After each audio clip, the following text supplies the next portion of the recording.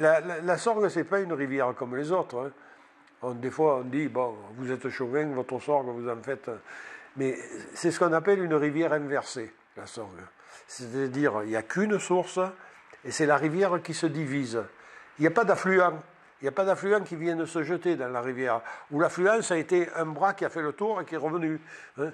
Mais c'est une rivière inversée, on appelle ça. À la base, ici, on est sur un ancien marécage. C'est l'homme qui a créé les sorgues. Les sorgues sont 100% artificielles. Tous les bras de sorgue, on a un côté, on a une naturalité qui s'est installée, mais à la base, pourquoi on avait un marécage dans lequel se jetait la fontaine de Vaucluse, la Durance, qui ne passait pas là où est-ce qu'elle passe aujourd'hui, l'Ouvèze, les affluents du Mont Ventoux, on avait ce qu'on appelle les oppidums, la colline de Touzon, d'entrée qui ressortaient, les premiers hommes se sont salés ici. Lorsque la papauté était à Avignon, ce qui s'est produit, c'est qu'à l'époque, les gens se battaient beaucoup pour l'eau. Hein. Chacun voulait de l'eau et se moquait des problèmes de l'autre. Alors il y en a un qui mettait des planches pour avoir de l'eau chez lui, l'autre qui les enlevait, et ça tournait au conflit permanent. Le pape a voulu mettre de l'ordre là-dedans, il a dit bon, ça ne peut pas durer comme ça, d'autant plus qu'il y a tout un tas de terres inondables qui ne sont pas exploitées, qui ne sont pas cultivées, donc il faut assainir le bassin des Sorgues, fournir de l'eau à Avignon, parce qu'au départ, Avignon était privé d'eau de qualité, et Avignon, c'était quand même un centre industriel important. Il y avait de la soierie, il y avait l'industrie de la laine, il y avait la rue des Teinturiers. À Avignon, c'était un pôle qui demandait de l'eau propre. Donc, qu'est-ce qu'ils ont fait? Ils ont aménagé la Sorgue.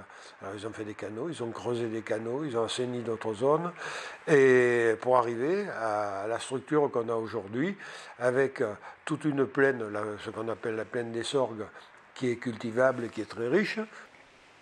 On a voulu à un moment donné développer l'agriculture, donc faire d'un premier du drainage, et ensuite de la répartition, donc l'installation des barrages et l'alimentation des moulins qui sont derrière. D'où maintenant les 500 km de réseau des Sorgues. Nous, on a en gestion 250 km. Donc de ce fait-là, il faut savoir que le lit mineur et le lit majeur sur les Sorgues sont souvent confondus.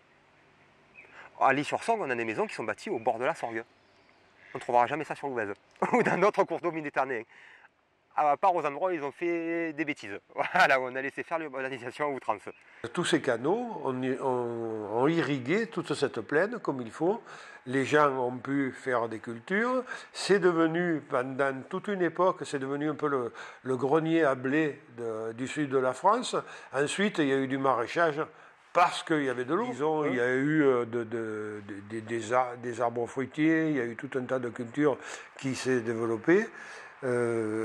Laissant au nord du département la culture de la vigne, et tout le bas, toute la région, le bas Vaucluse et le haut des Bouches-du-Rhône, c'est-à-dire la région de Nove-Château-Renard, ont bénéficié et de l'eau de la Sorgue et de l'eau de la Durance, parce qu'il y a eu des aménagements sur la Durance aussi qui ont été faits à peu près en même temps.